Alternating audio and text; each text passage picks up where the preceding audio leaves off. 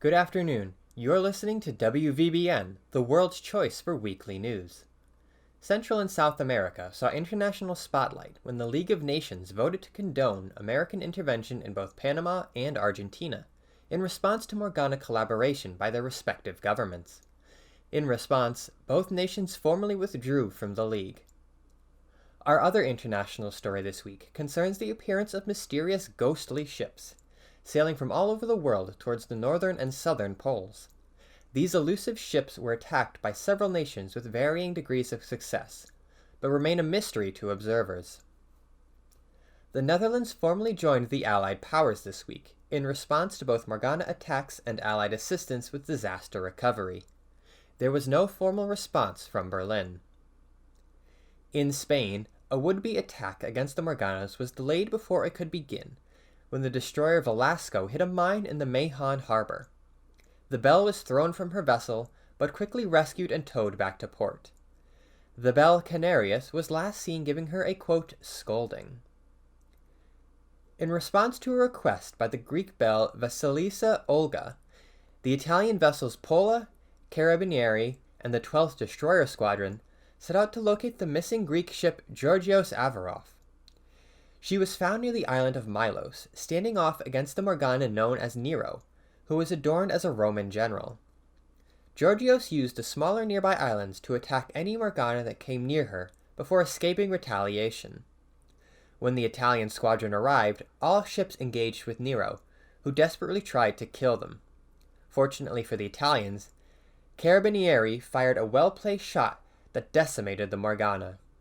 Successfully recovering Georgios, all ships returned to the nearest Greek port in great celebration. The Italian convoy to Narvik joined a British escort to make its way to the Norwegian port city, attracting the notice of Berlin. Italy also formally signed an accord with Japan to give their own Narvik convoy safe passage through the Mediterranean. In addition, the Japanese carrier Hosho would stay in Italy to help teach the Italians about carrier operations, and the Italians would instruct naval engineers about advanced shell designs. France set out with their aircraft carrier Béarn and her escort fleet to remove Avarice from the Canary Islands.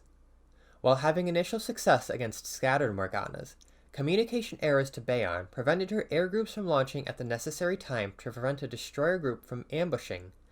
Breton and Forbin were knocked out of action, leaving Leopard to fight alone.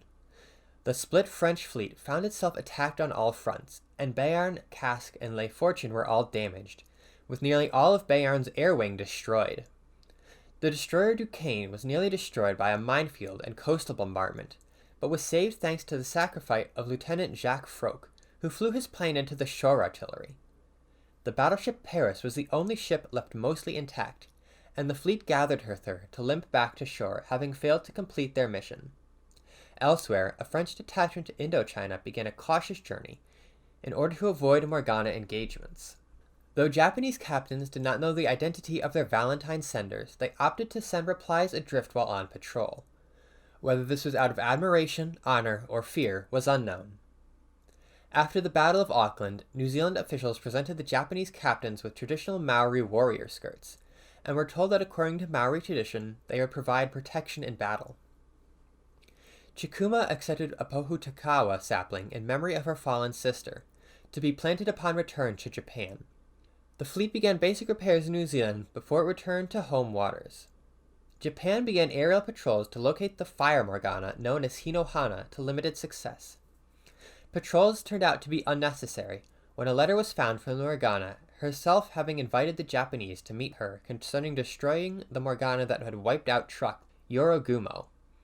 Submarine patrols began to less success, with minor incidents leaving 3 submarines out of service awaiting repairs. Finally, the Japanese convoy to Narvik completed the first leg of its journey, arriving in British Ceylon after fighting its way through Morgana's raiders without further casualty.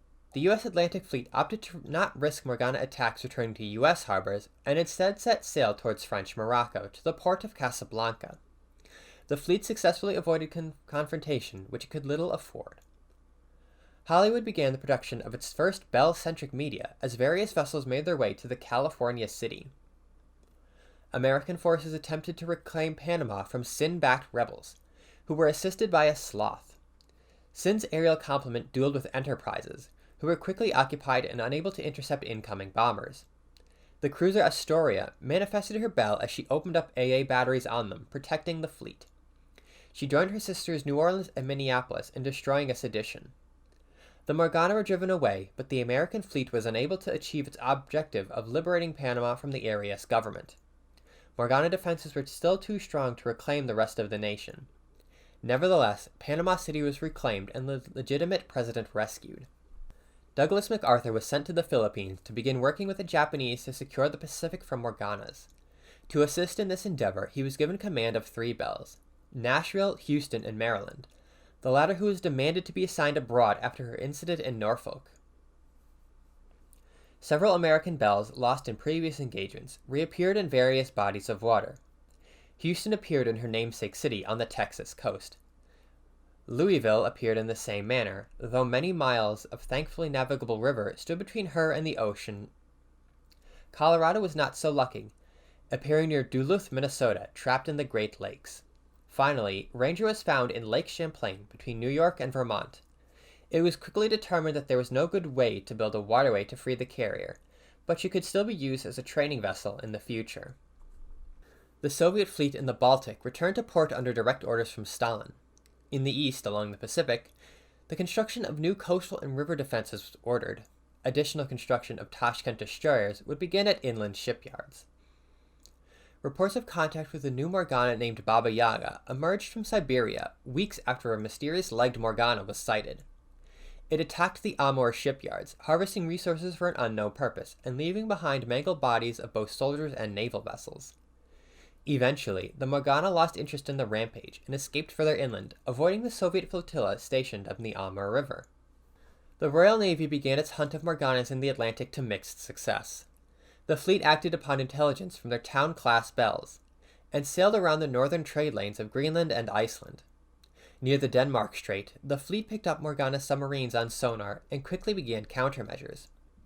A pair of confusions came upon them, and the Royal Navy opened fire at the Morganas wherever they could. A battle ensued that saw the Morgana sunk and driven off, but the fleet suffered damage to a number of ships, including Walker, Whirlwind, Warwick, and Caledon. The damaged ships were sent back for repairs with a Bell escort. Near India, operations against Morgana raiders also began with a task force led by Warspite, winning a major victory against a concentration of Morganas near Gujarat. Other coastal and trade ports were not so lucky, with raids, attacks, and blockades leaving affected areas devastated where local defenders were unable to drive off the attackers. Oil refineries in the region were particularly targeted by fire. London approved a request for support from Japan in bringing their convoy to Narvik, and considerations of war games between the two nations were floated by diplomats. The Royal Navy and Empire of Japan engaged Murder at Auckland, having laid a trap for her after anticipating her next actions. A large Morgana group steamed into Auckland, but found the fleet led by Achilles and Leander waiting for them, alongside the numerous coastal batteries of the city. The ships and batteries engaged the Morgana, scoring numerous devastating blows.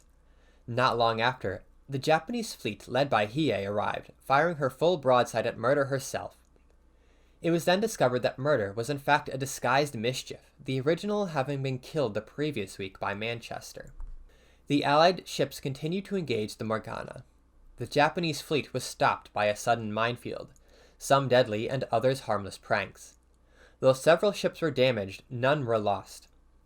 The Royal Navy was left to continue the fight alone, with the Japanese held up. Achilles and Leander led an attack on Mischief, spearing her through the chest before destroying her utterly with a torpedo salvo. The remaining ships attempted to flee the battle, but ran into the American fleet, who had finally arrived to mop up the remaining Morgana. With the defeat of Mischief, the threat of Murder was finally over, and the Allied fleets celebrated their victory. Back in London, the British Admiralty decided that the Morgana war would be won with rifled firepower, and the construction of 2 implacable carriers was halted, with resources being diverted to new Lion-class battleships. Future carriers would still be considered, but not prioritized. Germany appointed Hermann Bohm as the new head of the Kriegsmarine, following the departure of Erich Raeder. The veteran Bell captain was tasked with removing treason from the Baltic Sea, a task which was quickly accomplished by local Kriegsmarine forces led by Scharnhorst and Werner Mernen. The Morgana had her escorts cut down and was surrounded by the Kriegsmarine.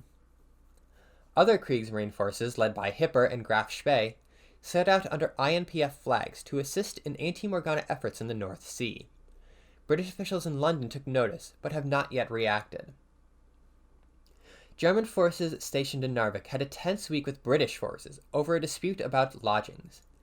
It was eventually settled that German soldiers found accommodation with local Norwegians, thankful for their efforts in the Baltic with Sweden.